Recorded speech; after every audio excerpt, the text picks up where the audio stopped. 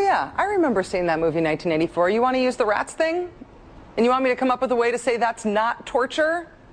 Yeah, I think I can whip something up for you. Like a scene out of George Orwell's 1984, Jay Bybee's memo literally says, he's answering the CIA, and he says, and I'm quoting, "You would like to place Zubaydah in a cramped confinement box with an insect. You have informed us that he appears to have a fear of insects. In particular, you would like to tell Zubaydah that you intend to place a stinging insect into the box with him." That's what Bybee signed a permission slip for. Now he's a federal judge, one level below the United States Supreme Court. Here's the rub for Judge Bybee.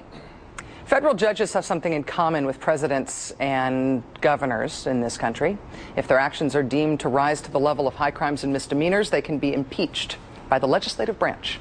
In the case of Judge Bybee, that power rests in the hands first of the House Judiciary Committee in the United States House of Representatives. Joining us now is Congresswoman Debbie Wasserman Schultz, Democrat of Florida. She is a member of the House Judiciary Committee. Representative Wasserman Schultz, thank you so much for making time for us tonight. Good to be with you, Rachel. Thanks for having me. I have to ask you straight up at the top here, would you support an impeachment inquiry into Judge Bybee, given what we have seen of his legal reasoning in these memos? Does it seem like he may have abdicated his legal responsibilities here? Well, I support what Chairman John Conyers of the House Judiciary Committee, on which I sit, has proposed, and that's to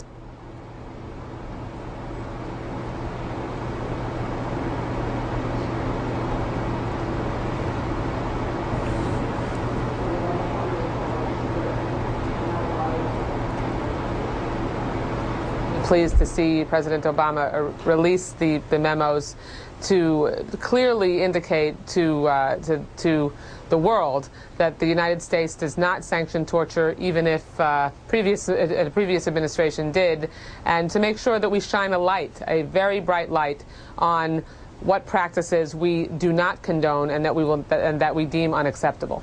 These memos provide a lot more detail about who authorized interrogation programs. And the President and the Attorney General have both said that they don't want the people who implemented any of these policies to bear any sort of legal liability for them. But the question remains about whether Congress itself has enough information to take up a serious investigation of the people who authorized them. It seems like there's not much more to know. It's just a matter of whether there will be action.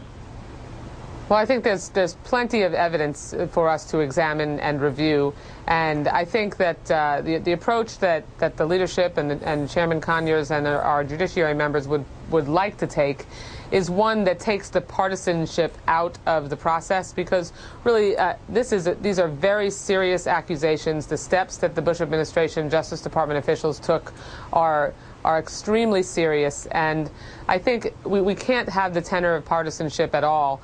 And certainly when we conduct hearings in the Judiciary Committee, it's an adversarial situation, even though obviously we do everything in an above-board way, making the process really above the partisan process, I think, is the best way to go when it comes to dealing with the decision-making that occurred, and also making sure that going forward we don't have these torturous policies rear their ugly heads again.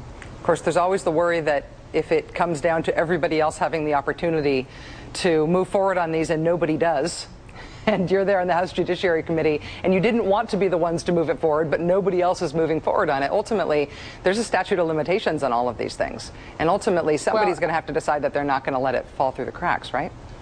I really have the utmost confidence that we are not going to let it fall through the cracks. I mean, we haven't. The independent commission legislation has been introduced. We are in the process of working through how we're going to deal with the situation. It's really, I mean, the details in these memos are absolutely shocking.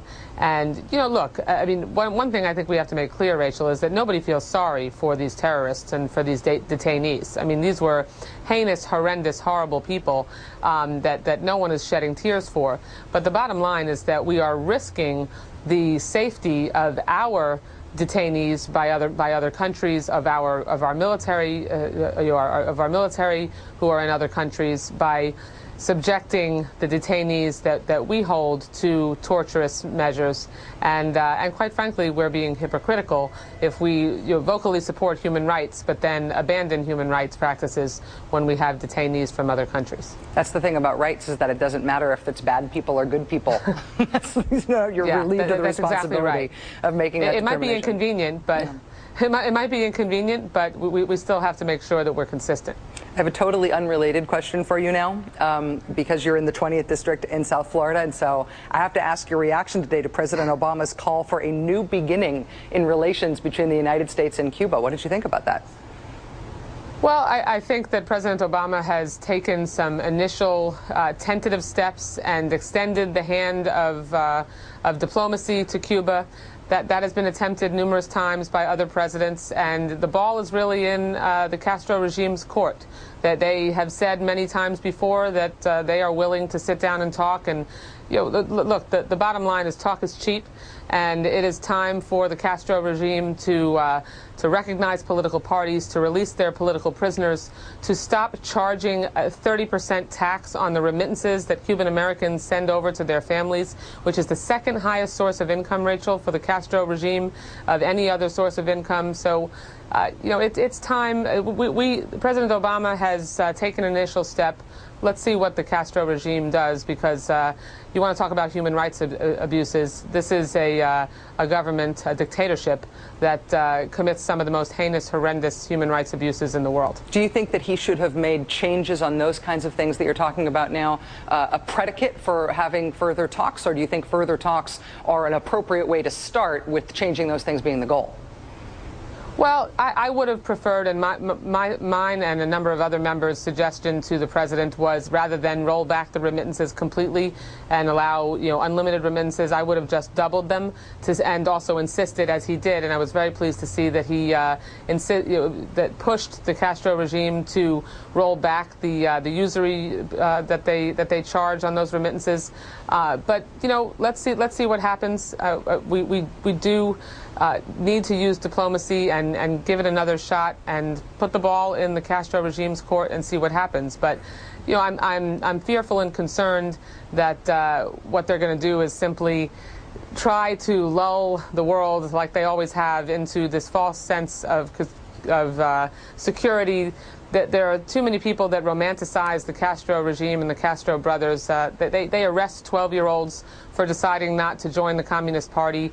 That right now they have Túñez, the human rights activist who is on a hunger strike, surrounded by state security, and they've been abusing and torturing him while saying publicly to the world that they want to come to the negotiating table and sit down and extend the hand of diplomacy to the United States.